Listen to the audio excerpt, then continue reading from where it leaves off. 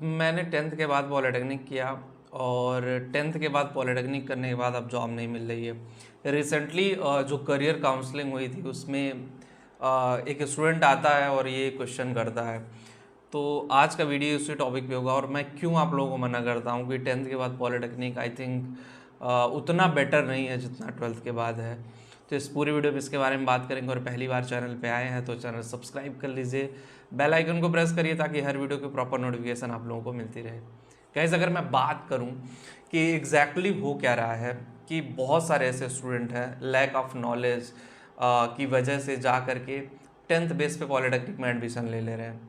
उनको समझ में नहीं आ रहा कि बेसिकली 10th के बाद पॉलिटेक्निक करना सही है। ऐसा नहीं मैं कह रहा हूँ कि बेकार है पूरी तरह से, लेकिन वो कितना फिट बैठते हैं ये ज़्यादा मैटर करता है।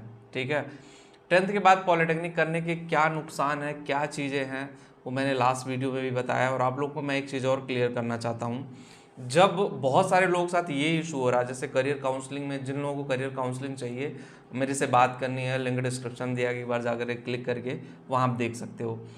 करियर काउंसलिंग में बहुत सारे स्टूडेंट जो आ रहे हैं वो मैक्सिमम क्वेरी उनकी क्या है कि सर मैंने 10th के बाद, पता है एक क्वेरी अजीब सी आई कि मैंने 10th के बाद पॉलिटेक्निक किया और मेरी एज जो है अभी बिलो 80 है। एक दिक्कत ये भी आती है कि कुछ लोग 18 साल के होते ही नहीं है, तो भी आपको वेट करना पड़ेगा।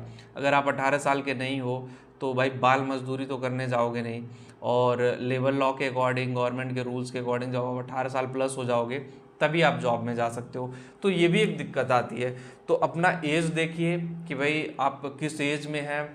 दूसरा, 12th के जो सब्जेक्ट होते हैं मैंने आपको क्लियर किया कि फिजिक्स, केमिस्ट्री, मैथमेटिक्स जो होते हैं कहीं से भी उठा करके सिलेबस दे दिया जाता है, जो एग्जैक्टली डिकोड करना 10th वालों के लिए काफ़ी टफ और मुश्किलों का सामना करना पड़ता है। और अगर देखो बहुत सारे ऐसे स्टूडेंट भी हैं जो बहुत अच्छा परफॉर्म करते हैं 10th बेसिस पे, लेकिन मैंने बोला ना वो स्टूडेंट 1 या 2% या 3%, मैक्स टू मैक्स 5% वो स्टूडेंट है। तो अगर आपके अंदर पोटेंशियल है कि भाई हाँ मैं 10th के बाद बहुत अच्छा परफॉर्म कर पाऊंगा, अच्छे नंबर लाऊंगा, communication skill, personality development, maturity, ये सारी चीज़ें आपको रखनी पड़ेंगी एक साथ। जब तक ये सारी चीज़ें एक साथ नहीं रखोगे ना, आपका करियर ग्रो नहीं हो पाएगा। और 10th के बाद पॉलिटेक्निक करना काफ़ी रिस्की हो जाएगा आपके लिए। ठीक है, अब बहुत सारे लोग हैं जो कहेंगे कि सर आप तो 10th के बाद पॉलिटेक्निक को प्रमोट नहीं कर रहे हो।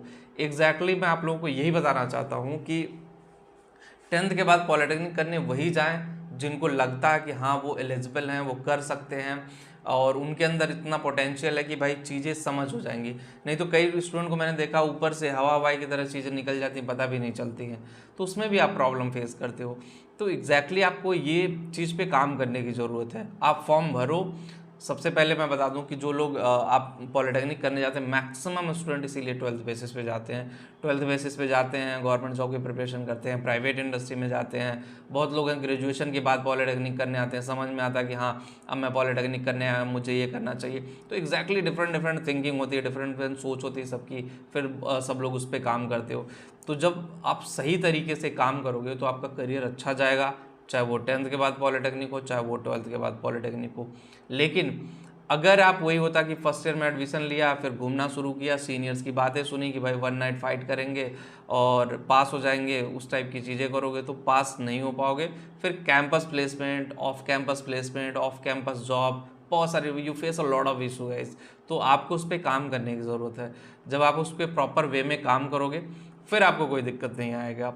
ठीक है, और जिनको भी करियर काउंसलिंग चाहिए कि भाई 10th के बाद पॉलिटेक्निक करना चाहिए नहीं करना चाहिए, 12th के बाद करें, कौन सा ट्रेड बेस्ट होगा, किस ट्रेड से करें, तो आप लोगों को एक लिंक मैंने डिस्क्रिप्शन में दिया, कमेंट में पिन भी कर दे रहा हूँ। उस लिंक पे क्लिक करके डायरेक्टली आप लोग मेरे से करियर काउंसलिंग ले सकते हो। और कोई इशू हो तो आप ईमेल भी कर सकते हो मेरे को। ठीक है, वीडियो में इतना ही, मिलते हैं आपसे नेक्स्ट वीडियो में। Thank you.